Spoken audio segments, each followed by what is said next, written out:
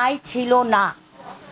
আমার হাজবেন্ড জীবনে এক ফোঁটার মদ খেয়ে দেখে নাই। আর আমি তো নাই, আমার একটা রোগ আছে, মানে এসিড খাইতে পারি না, অ্যালকোহল খেতে পারি না। আমি তো সবকটা ক্লাবের মেম্বার, আমাকে ঘরে রাখতে হয় মদ। আমি যদি মদ খেতে চাই তাহলে তো আমি ক্লাবে যাই খেতে পারি। আমি গুলশান ক্লাবের মেম্বার, গুলশান নর্থ ক্লাবের মেম্বার, অল কমিটি ক্লাবের মেম্বার, ক্যাপিটাল ক্লাবের মেম্বার, ভোট ক্লাবের মেম্বার, কুমিল্লা ক্লাবের মেম্বার, কত ক্লাবের মেম্বার। আমি তো মদ খেলে মদের টেবিলে তো আমি বসি না। আজকে বাংলাদেশের কোনো পুরুষ বলতে পারবে তাদের টেবিলে বসে আমি মদ খাইছি? কোনো গুলশান ক্লাব হোক, ভোট ক্লাব হোক, কোনো ক্লাব বলতে পারবে আমাকে নিয়ে টেবিলে নিয়ে বসাইতে পারছে মদের ক্লাবে? তো সেইখানে আমার ঘরে কীভাবে মদ আসবে?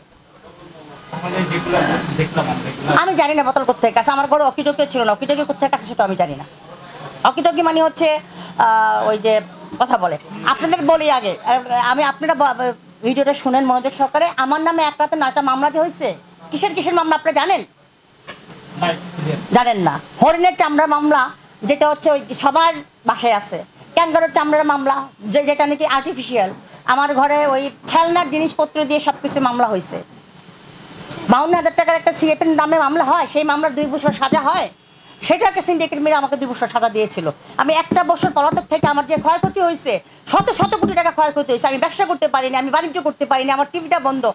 আমার এই এত ওয়ার্কারের হাজার ওয়ার্কার শ্রমিকের বেতন আমি কোথেকে দিব? আমার বাংলাদেশের ব্যাংকের রিপোর্ট আছে যে আমি কোনো মানি লন্ডারিং করি নাই, কোনো আমি ব্যাংক লিন খারাপ না। আমি রিপোর্ট আপনাদেরকে দেখাইতে পারবো এখন। জি। আচ্ছা, একটা কথা কি আপনি এটা মানবেন কিনা? এবং কোর্ট থেকে আমাকে বারবারই বলছে, ম্যাডাম আপা অনেকেই, যে আমাদের এই অনেক করে সাংবাদিক প্রতিদিন খালি আপনার মামলাগুলি খোঁজে। আমি খোঁজাতে দেন না। সত্য যেটা সেটাই তো হবে। সত্যটা আমি জানতে চাই, সত্যটা আমি জনগণকে জানাতে চাই। আমি মিডিয়া কুয়ের শিকার, ষড়যন্ত্রের শিকার। তো আমিও নির্যাতন নিপীড়নের শিকার। গত 4 বছর যাবৎ এটাকে স্থগিত করে রাখা হয়েছে মিথ্যা বানোয়াট মামলা দিয়ে। তো আমি এখন ডিএমপিভুক্ত নিবন্ধনভুক্ত অনলাইন নিবন্ধন আছে এবং ডিএমপিভুক্ত 2টা পত্রিকা আমি নিয়েছি। ওটা 5,000 পাবলিশড হয় রেগুলার। আমি এটাকে আরও বাড়াইয়ে 10,000 করব। তো ওটার সাথে আছে একটা স্যাটেলাইট চ্যানেল নেওয়ার প্রিপারেশন আছে, নিচ্ছি। জয়যাত্রা চলবে, যেহেতু জয়যাত্রার প্রতি আমার একটা সফট কর্নার আছে। জয়যাত্রা ফাউন্ডেশন যেহেতু লাইসেন্সকৃত একটা ফাউন্ডেশন, এবং আপনারা জানবেন তথ্য মন্ত্রণালয়,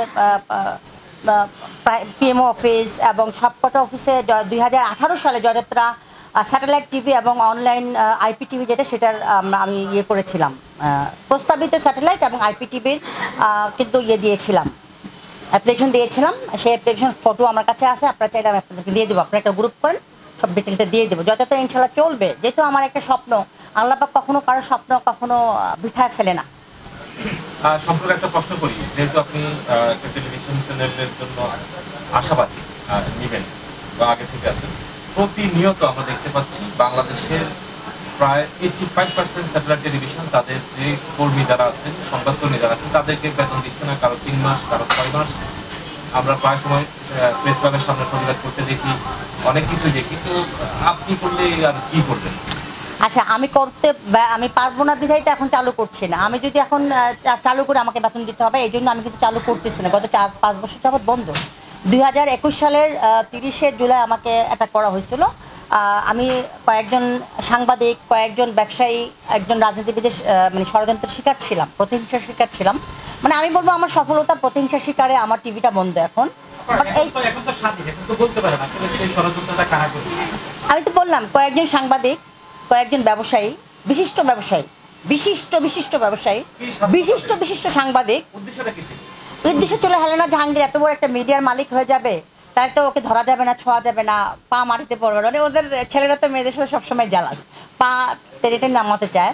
এবং আমার টিভিটা তখন আইপিতে নাম্বার 1-এ ছিল। আমি তখন তথ্য মন্ত্রণালয় থেকে যারা আইপি পাইছিল, তখন আমি ভিতরে ছিলাম। আমি তখন নিউজ দেখলাম সমকালে বিভিন্ন পত্রিকায় যে 14টা আইপি টিভি পেয়েছে। মানে আমাকে কেন্দ্র করে তারা 14টা টিভির লাইসেন্স পেয়েছে, যারা নাকি 5,000 টাকা খরচ করে, অনেকেই, সবাই না, অনেকেই টিভি চালাতে পারতেছে না, বন্ধ হয়ে আছে আইপি টিভি। সো আমি মনে করি যে আসলে আমি তো চালাইছিলাম বাংলাদেশের জনমানুষের কথা বলার জন্য, প্রবাসীদের কথা বলার জন্য।